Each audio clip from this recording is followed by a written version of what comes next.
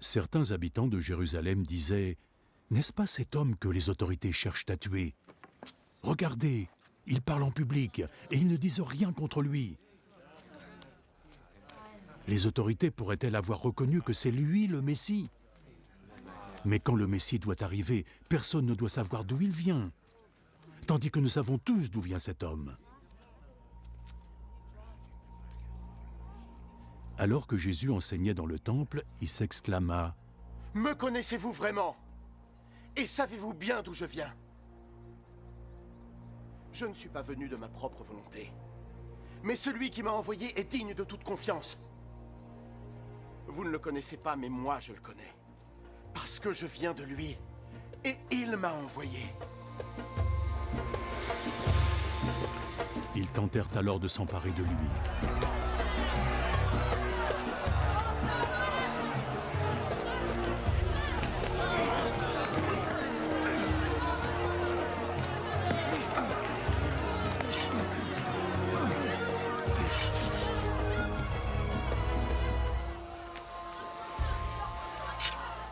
Mais personne ne mit la main sur lui, parce que son heure n'était pas encore arrivée.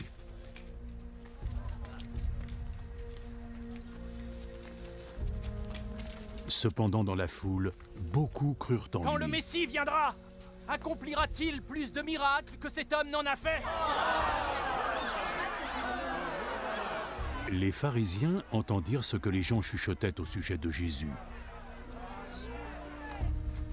Alors, les chefs des prêtres et les pharisiens envoyèrent des gardes pour l'arrêter.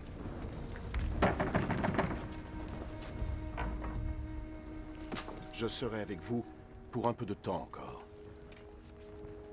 Ensuite, j'irai auprès de celui qui m'a envoyé. Vous me chercherez, mais vous ne me trouverez pas, parce que vous ne pouvez pas aller où je serai. Les autorités juives se demandèrent entre elles « Où a-t-il l'intention d'aller pour que nous ne le trouvions pas ?» Ira-t-il dans les villes grecques où vit notre peuple et enseigner aux Grecs? Il a dit que nous le chercherons, mais que nous ne le trouverons pas, et que nous ne pouvons aller là où il se rendra. Que voulait-il dire? Le dernier jour de la fête était le plus important, et Jésus, debout, parla d'une voix forte. « Si quelqu'un a soif, qu'il vienne à moi, et si quelqu'un croit en moi, qu'il boive. Comme disent les Écritures, des cascades d'eau vive jailliront au sein même du Messie. » Jésus parlait de l'Esprit de Dieu, que ceux qui croyaient en lui allaient recevoir. À cette période, l'Esprit Saint n'avait pas encore été donné, parce que Jésus n'avait pas encore été glorifié. Certains dans la foule avaient entendu ces paroles. « Cet homme est vraiment le prophète! C'est le Messie! Le Messie ne peut pas venir de Galilée?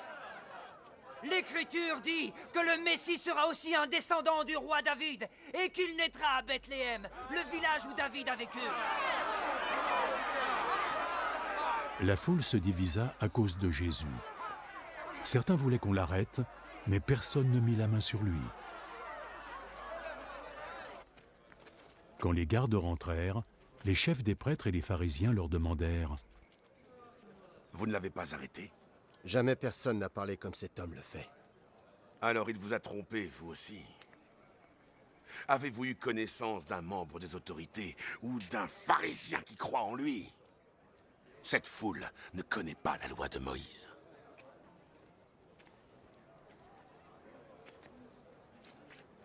Ils subissent la malédiction de Dieu. L'un des pharisiens présents était Nicomède, qui était allé voir Jésus quelque temps auparavant.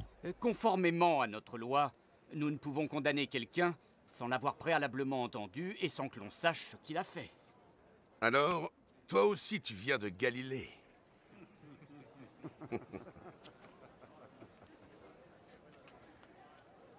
Relis donc les Écritures.